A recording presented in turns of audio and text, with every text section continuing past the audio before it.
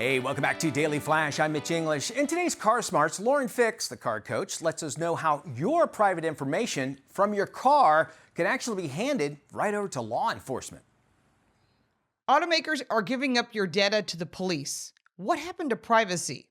At least 8 car makers in the United States have admitted they would backtrack on a voluntary privacy agreement and turn over your personal customer data to the government and to the police, prompting calls for an investigation. Automotive News reports 19 car makers had voluntarily signed up for the Consumer Privacy Protection Principles in 2014, standards which would require the U.S. government and agencies, including the police, to obtain a warrant or court order to access customer location data. However, 8 automakers misled customers about giving driver data to the police, and now U.S. automakers are raising questions about whether automakers can be held to account for departing from the promises made about user privacy. So who is giving your information to others?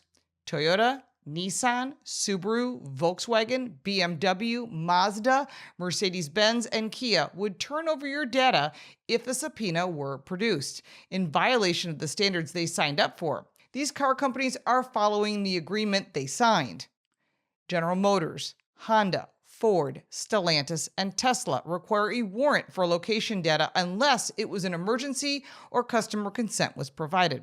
Tesla was also the only brand to notify its customers of legal demands.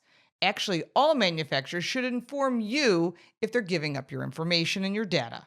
This has not only raised concerns about what other privacy promises car makers have made that they won't be keeping, but it has also led to 2 U.S. senators calling for companies to be investigated by the Federal Trade Commission.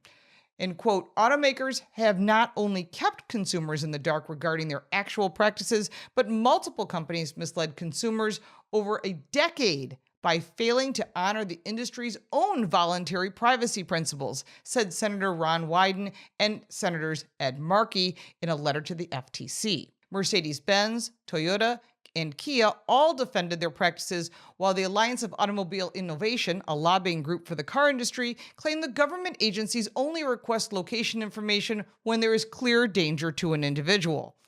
And quote, vehicle location information is also provided to law enforcement under specific and limited circumstances, such as when an automaker is providing a warrant or a court order, or in situations where there is imminent threat or serious bodily harm or death to an individual, an AAI spokesperson told Automotive News. In March, the New York Times published an in-depth investigation about a Chevrolet Bolt owner who had been quoted a significantly higher insurance renewal premium, later discovering that his data was being sold to insurance firms by a data broker called LexisNexis. This was followed by a second report detailing a proposed class action lawsuit put forward by a Cadillac XT6 owner who claimed he was denied insurance by 7 companies on account of his LexisNexis driving report provided to the firms without his knowledge.